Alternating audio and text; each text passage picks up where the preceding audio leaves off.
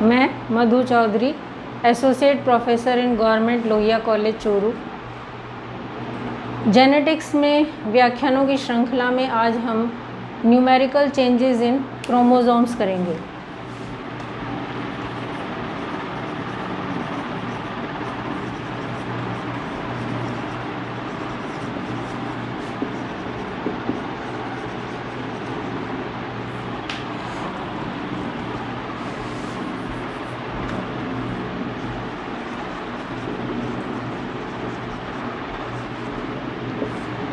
Numerical changes in chromosomes, जिसको हम विषम गुणिता या हेट्रोप्लॉइडी भी बोलते हैं,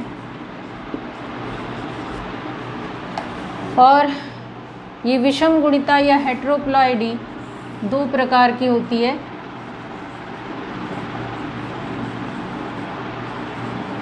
एन्यूप्लॉइडी और यूप्लॉइडी। एन्यूप्लॉइडी को फिर हम दो भागों में डिवाइड करते हैं।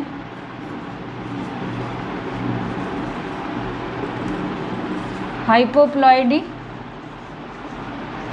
और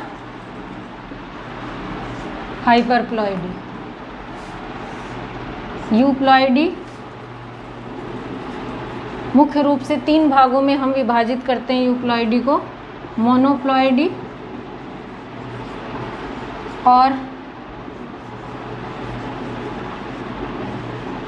हैप्लॉइडी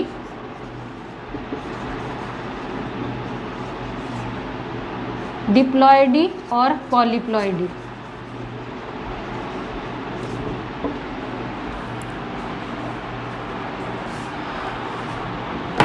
हेट्रोप्लॉइडी या न्यूमेरिकल चेंजेस इन क्रोमोसोम या संख्यात्मक परिवर्तन गुणसूत्रों में, इसमें जो गुणसूत्र हैं उनकी नंबर, उनके संख्या में परिवर्तन होता है। अब ये संख्या में परिवर्तन दो प्रकार से होता है। अगर हम एन्यूप्लॉइडी को देखें तो जो total n number of chromosome है, एक जो जीनोम है, उस जीनोम का कोई एक या एक से ज़्यादा क्रोमोसोम कम या ज़्यादा होते हैं, तब हम उन्हें कहते हैं ये एन्यूप्लॉइडी है। अगर total n number of chromosome multiply होते हैं, total n number of chromosome बढ़ता है, जैसे 2n, 3n, 4n and so, तो पूरा एक सेट क्रोमोसोम का यहाँ पर नंबर बढ़ता है, तो हम इसको कहते हैं यूप्लॉइडी। अब हम वापस आते हैं एन्यूप्लॉइडी पर। तो जैसे मैंने कहा कि जो n नंबर ऑफ क्रोमोसोम हैं हमारे पास, उनमें से किसी एक या एक से ज़्यादा क्रोमोसोम का बढ़ना या कम होना, इसे हम एन्यूप्लॉइडी कहते हैं। अगर ये नंबर कम होता है तो हम उसको कहते हैं हाइपोप्लॉइडी, और अगर ये नंबर बढ़ता है तो हम इसको कहते हैं हाइपरप्लॉइडी। क्रोमोसोम का नंबर कितना कम हुआ है और कितना ज़्यादा हुआ है, इसके आधार पर फिर हम इन्हें विभाजित करते हैं। मोनोसोमी, जब नंबर 2n-1 हो जाए।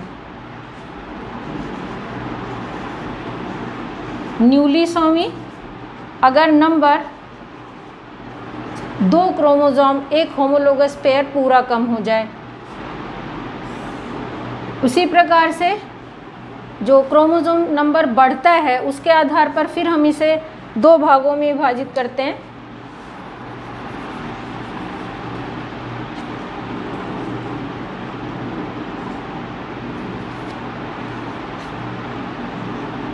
टू n+1, अगर एक क्रोमोसोम बढ़ता है तो हम इसको बोलते हैं ट्राइसोमी, और 2n+2, अगर दो क्रोमोसोम बढ़ते हैं तो हम उसको बोलते हैं टेट्रासोमी।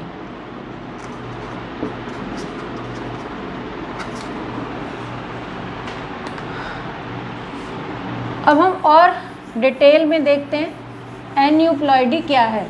सपोज हमारे पास एक ऐसा ऑर्गेनिज्म है जिसमें 4 पेयर हैं होमोलोगस क्रोमोसोम के।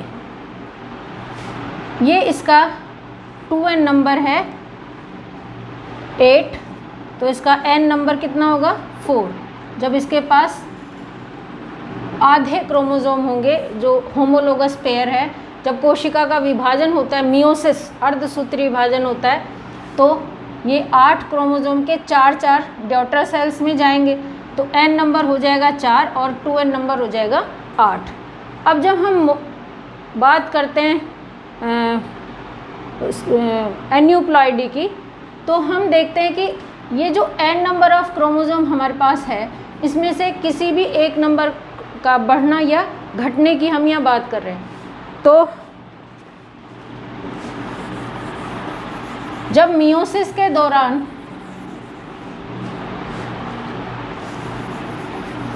नॉर्मल मियोसिस नहीं हो और नॉर्मल विभाजन नहीं हो गुणसूत्रों का मेटाफेज प्लेट पर, तब ऐसी स्थिति पैदा होती है।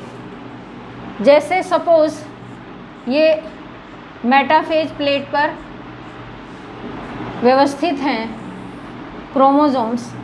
अब 4 क्रोमोसोम को इधर जाना है और 4 क्रोमोसोम को इधर जाना है डॉटर सेल्स में।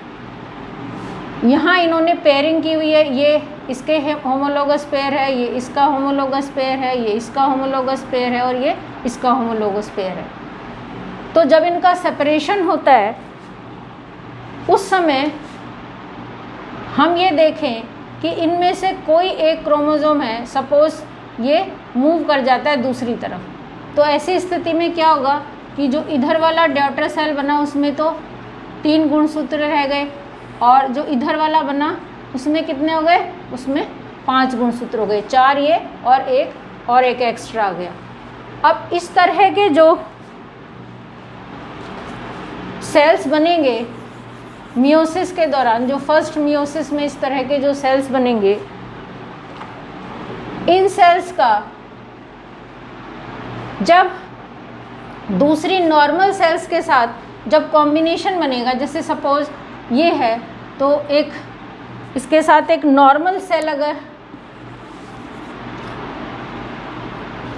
दूसरा गैमेट जिसमें n नंबर ऑफ क्रोमोसोम है, वो है जिसमें 4 क्रोमोसोम है और इसमें 3 है, तो यहाँ जो बनेगा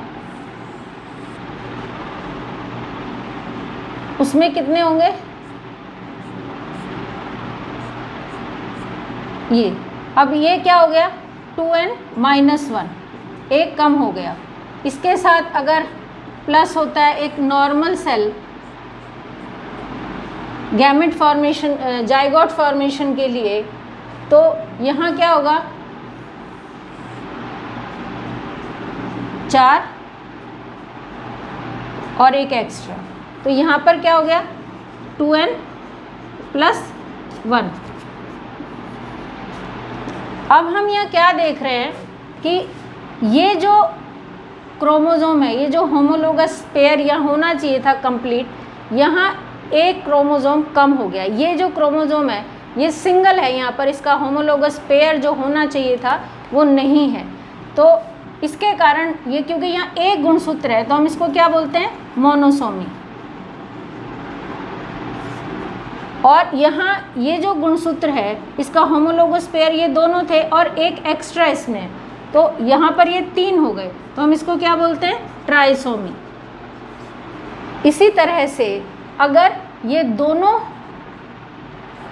होमोलोगस पेयर के जो दोनों क्रोमोसोम अगर यहाँ से इसी तरह के अलग जो एबनॉर्मल मियोसिस के कारण अगर दोनों क्रोमोसोम यहाँ से हट जाएं, तो ये जो स्थिति होगी ये होगी 2n-2, और तब हम इसको क्या कहेंगे न्यूलीसोमी। यहाँ एक क्रोमोसोम होमोलोगस पेयर ऐसा है जो नहीं है। अगर यही स्थिति यहाँ पर हो कि एक पूरा होमोलोगस पेयर जो वहाँ से गायब हुआ है, सपोज वो यहाँ आ रहा है, तो यहाँ पर ये क्या हो गए, ये इस तरह के जो इस लक्षण का जो होमोलोगस पेयर है ये डबल हो गया। जब ये डबल हो गया तो यहाँ 4 क्रोमोसोम इसके हो गए, तो हम इसको क्या कहेंगे, टेट्रासोमी। ये 4 हो गए यहाँ पर। तो हमने देखा कैसे मोनोसोमी, न्यूलीसोमी, ट्राइसोमी और टेट्रासोमी फॉर्म होती है जब एक एबनॉर्मल मियोसिस का डिवीज़न होता है और मेटाफेज प्लेट पर जो होमोलोगस पेयर्स हैं वो जब दोनों पोल्स की तरफ मूव करते हैं तो उनका मूवमेंट और उनका जो विलगन है, उनका जो सेपरेशन है वो प्रॉपर नहीं होता। फिर हम देखते हैं कि मोनोसोमी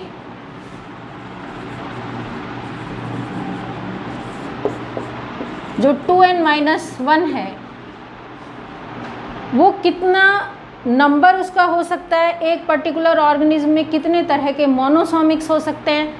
तो सबसे पहले मोनोसोमी के बारे में जो खोज की थी वो करी थी E.R. सीयर्स ने। इन्होंने चाइनीज़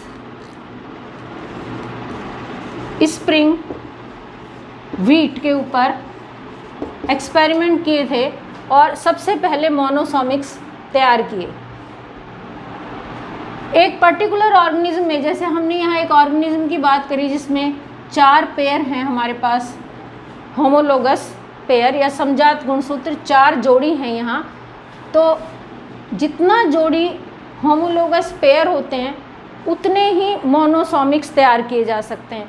तो यहाँ हम 4 तरह के मोनोसोमिक्स तैयार कर सकते हैं। सपोज़ ये 1 नंबर का होमोलोगस पेयर है, ये 2 नंबर है, ये 3 नंबर है, ये 4 नंबर है। तो 1 नंबर के क्रोमोसोम से अगर एक होमोलोगस पेयर से एक क्रोमोसोम कम हो जाए तो ये एक तरह की मोनोसोमिक हुई या पहले फर्स्ट टाइप की मोनोसोमी हो गई। फिर अगर दूसरे नंबर का क्रोमोसोम से अगर होमोलोगस पेयर से क्रोमोसोम गायब हो जाए तो हम इसको कहेंगे ये दूसरी मोनोसोमी यहाँ हुई। अगर तीसरे नंबर के क्रोमोसोम से होमोलोगस पेयर से क्रोमोसोम अलग हो जाता है, गुणसूत्र अलग हो जाता है या गायब हो जाता है तो हम उसको कहेंगे ये तीसरी मोनोसोमी यहाँ हुई। और अगर चौथे नंबर के होमोलोगस पेयर से गुणसूत्र गायब हो जाता है यहाँ तो हम कहेंगे कि ये चौथी मोनोसोमी हुई। तो हम यहाँ देख रहे हैं कि जितना n नंबर ऑफ क्रोमोसोम हमारे पास है, यहाँ पर n नंबर ऑफ क्रोमोसोम हमारे पास 4 है, तो 4 तरह की मोनोसोमी यहाँ पर संभव है। संभावित जो मोनोसोमी है वो हम देखते हैं कि 4 तरह की है। उसी तरह से अगर हम न्यूलीसोमी की बात करें तो बिल्कुल इसी तरह जैसे मोनोसोमी 4 तरह की संभव है वैसे न्यूलीसोमी भी 4 तरह की संभव है। क्योंकि हमारे पास 4 होमोलोगस पेयर हैं तो ये ऐसे भी पूरा एक ये होमोलोगस पेयर गायब होगा तो ये एक प्रकार की होगी, फिर दूसरा गायब होगा तो ये दूसरी प्रकार की होगी, हो सकता है तीसरा ना हो सकता है चौथा ना हो। तो इस प्रकार 4 तरह की न्यूलीसोमी भी यहाँ संभव है।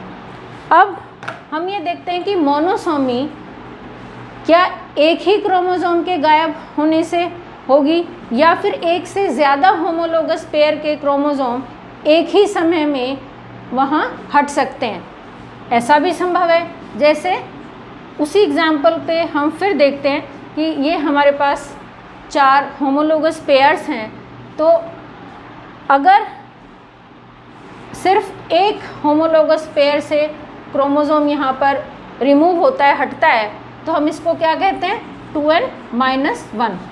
लेकिन उसी समय ये भी संभव है कि 2 होमोलोगस पेयर के अलग अलग 2 क्रोमोसोम यहाँ से रिमूव हो जाएं। तो अब हम इसको 2n-2 नहीं लिखेंगे क्योंकि 2n-2 का मतलब है -2 होते ही मतलब न्यूलीसोमी है। तो हम इसे यहाँ क्या लिखेंगे 2n-1 -1। अब हम इसे क्या कहेंगे, अगर तो एक क्रोमोसोम ही सिर्फ यहाँ से सेपरेशन, एक ही क्रोमोसोम यहाँ से रिमूव होता है तो हम उसे कहते हैं सिंगल मोनोसोमी।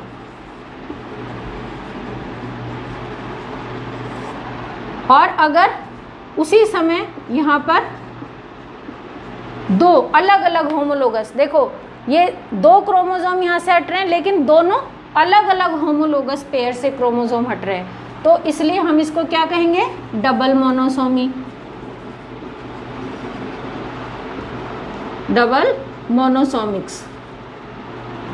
अब ये तो हुआ कि इसी तरह फिर ये ट्रिपल भी हो सकती है, और अगर ये टेट्रा होती है तो फिर तो ये n नंबर ऑफ क्रोमोसोम हो जाएंगे और इनको हम हैप्लॉइड या मोनोप्लॉइड कहेंगे। अगर ये 3 है, 3 तक अगर ये चारों हो जाते हैं यहाँ से गायब, तो हम इसे 2n -1 टेट्रा मोनोसोमिक्स नहीं बोलेंगे, बजाय हम इसको क्या कहेंगे, यहाँ पर n नंबर ऑफ क्रोमोसोम बचे हैं और n नंबर ऑफ क्रोमोसोम जब बचते हैं तब हम इसको बोलते हैं मोनोप्लॉइडी। तो तब ये क्या हो जाएगी, मोनोप्लॉइडी हो जाएगी। फिर हम इसको कहेंगे कि ये यूप्लॉइड्स में हो गया।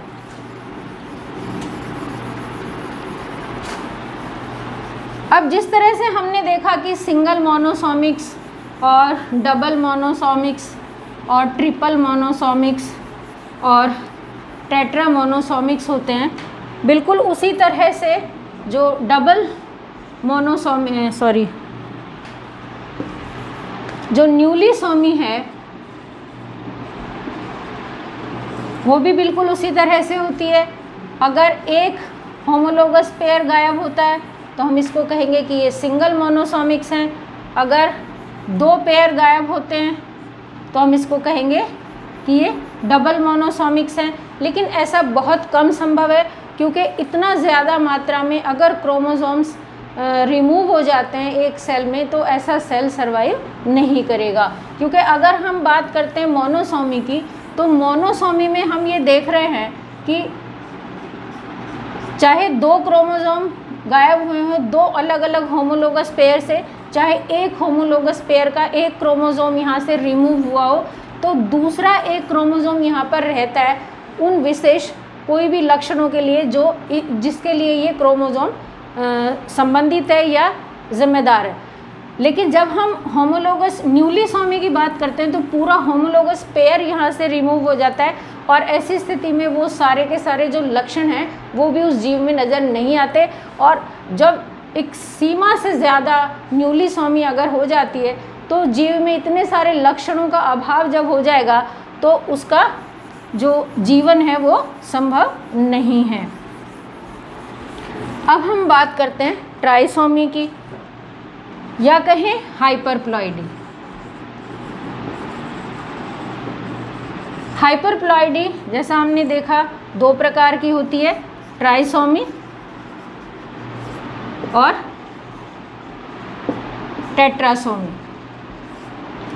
ट्राइसोमी जब 2n+1 हो,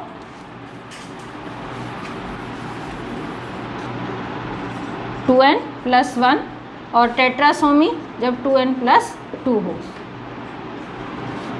अब ये कैसे होगा,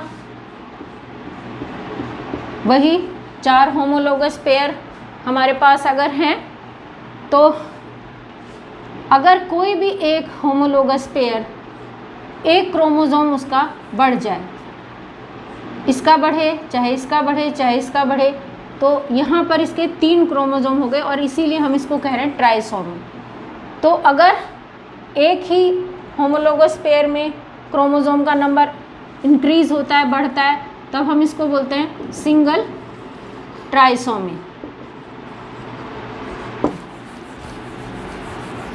इसके अलावा ये जो ट्राइसोमी है, ये जो तीसरा क्रोमोसोम इसमें जुड़ रहा है, वो क्रोमोसोम किस प्रकार जुड़ रहा है उसके आधार पर जो ट्राइसोमी है उसको हम फिर कई प्रकारों में विभाजित करते हैं, कई प्रकारों में जानते हैं। जैसे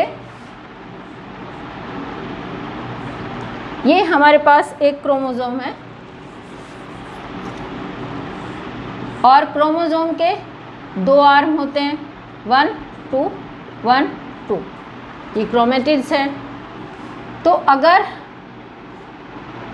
ये दूसरा क्रोमोसोम है और इसके आर्म को मैं यहाँ कहूँ 3-4। उसी तरह जो तीसरा क्रोमोसोम है इसका, उसे मैं कहूँ 5-6 और जो चौथा क्रोमोसोम है उसे हम कहें 7-8 और 7-8। अब जो रिपीटेशन जो हो रहा है, एक क्रोमोसोम का जो नंबर बढ़ा है वो किस प्रकार बढ़ता है, जैसे सपोज ये जो होमोलोगस पेयर है बिल्कुल इसी का सिमिलर क्रोमोसोम अगर यहाँ इंक्रीज होता है तो हम इसको कहते हैं प्राइमरी ट्राइसोमी। अगर ये जो रिपीटेशन है, ये रिपीटेशन किसी एक ही आर्म का हो, जैसे अगर मैं यहीं इसको समझूं, अगर ये इस तरह हो,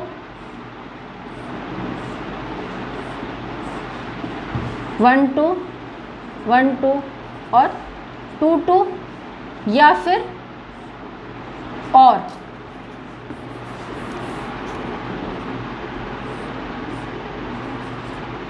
1-1, ये भी हो सकता है। तो यहाँ पर जो रिपीटेशन हो रहा है वो पूरे क्रोमोसोम का नहीं हो रहा है, किसी एक आर्म का रिपीटेशन हो रहा है, तो हम इसको कहते हैं सेकेंडरी ट्राइसोमी।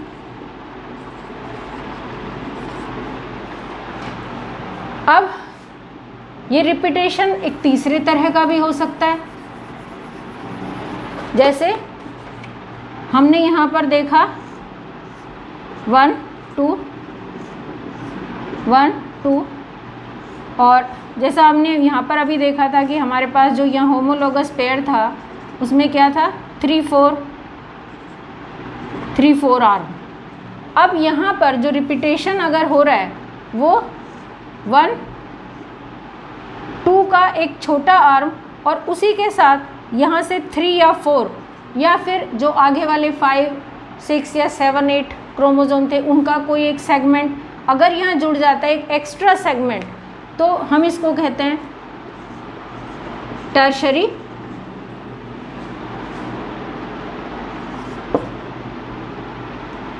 ट्राइसोमी। ये हो गई टर्शरी ट्राइसोमी। तो हम देखते हैं कि जो ट्राइसोमी है वो कई प्रकार की हो सकती है और बिल्कुल मोनोसोमी और न्यूलीसोमी के तरह ही हम देखते हैं कि जितना number of n number of chromosome जो भी है किसी जीव का, उतना ही उसके ट्राइसोमिक्स हो सकते हैं, उतने ही उसके मोनोसोमिक्स हो सकते हैं और उतने ही उसके न्यूलीसोमिक्स हो सकते हैं। अब हम बात करते हैं टेट्रासोमिक्स की।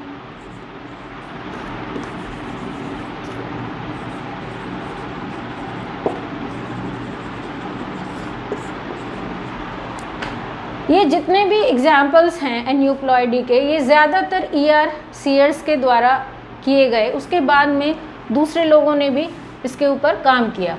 तो जो टेट्रासोमिक्स हमारे पास हैं उसमें है 2n+2, तो 2n नंबर ऑफ क्रोमोसोम हमारे पास होंगे। उसके अलावा कोई भी एक होमोलोगस पेयर ऐसा होगा जो फिर उसमें इंक्रीज़ हो जाएगा। अलग अलग होमोलोगस पेयर के 2 क्रोमोसोम नहीं इंक्रीज़ होंगे, कोई भी एक होमोलोगस पेयर के दोनों क्रोमोसोम इंक्रीज़ हो जाएं तब हम उसको ऐसा कहेंगे। जैसा इस एग्जाम्पल में हम जैसा देख रहे हैं कि 4 हमारे पास होमोलोगस पेयर्स हैं, तो कोई भी एक, ये फर्स्ट, ये सेकंड और ये थर्ड और फोर्थ होमोलोगस पेयर हमारे पास हैं, तो कोई भी एक पेयर अगर इंक्रीज़ होता है, जैसे ये अगर यहाँ डबल हो जाएगा तो ये टेट्रा हो जाएगा, 4 क्रोमोसोम हमारे पास हो जाएंगे। अब ये जो टेट्रा पोजीशन है ये किसी की भी हो सकती है, वो फर्स्ट पेयर ऑफ होमोलोगस, जो फर्स्ट पेयर होमोलोगस क्रोमोसोम का है उसकी हो सकती है, ये सेकंड पेयर की भी हो सकती है, थर्ड पेयर की भी हो सकती है और ये फोर्थ पेयर की भी हो सकती है। तो जितना नंबर ऑफ क्रोमोसोम है उतना ही यहाँ पर भी टेट्रासोमिक हमें मिलेंगे। जैसा हमने देखा कि टेट्रासोमी में होमोलोगस पेयर के दोनों क्रोमोसोम रिमूव हो जाते हैं, किसी भी एक या एक से ज़्यादा होमोलोगस पेयर्स। तो इसमें एक टर्म और आता है कि एसआर सीयर्स ने जो न्यूलिसोमी में 2n-2 क्रोमोसोम्स रिमूव होते हैं, यहाँ पर हमने देखा कि कोई भी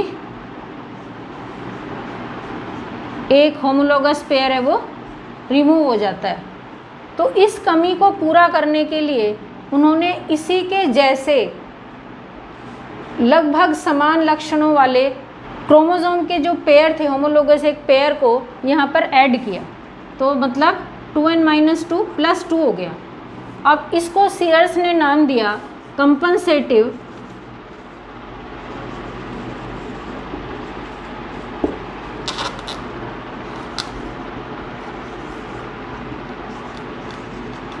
न्यूलिसोमी टेट्रासोमी। और ये जो यहाँ पर होमोलोगस पेयर प्लस किए गए, इनको कहा गया होमियोलोगस क्रोमोसोम्स। होमोलोगस एक शब्द होता है। होमोलोगस ऐसे क्रोमोसोम होते हैं जिनका टोटल पेयरिंग होता है, उनको बोलते हैं होमोलोगस। होमियोलोगस ऐसे क्रोमोसोम हैं कि कुछ समान होते हैं, वो कंप्लीट समान नहीं होते। इस तरह के जो क्रोमोसोम हैं उनको हम कहते हैं होमियोलोगस। और वो जो क्रोमोसोम नंबर, वो जो होमोलोगस पेयर रिमूव हो जाता है न्यूलिसोमी में, उसकी जगह पर दूसरे होमियोलोगस क्रोमोसोम को, जो क्रोमोसोम पेयर है, उसे वहाँ पर ऐड किया गया और ये कंपनसेशन या कंपनसेटिव क्रोमोसोम्स कहलाए, कंपनसेटिव पेयर ऑफ क्रोमोसोम्स कहलाए। तो इस तरह हमने देखा एन्यूप्लॉइडी। हम अपने नेक्स्ट वीडियो में देखेंगे डिटेल में कि यूप्लॉइडी को हम कैसे समझ सकते हैं, यूप्लॉइडी क्या है। धन्यवाद।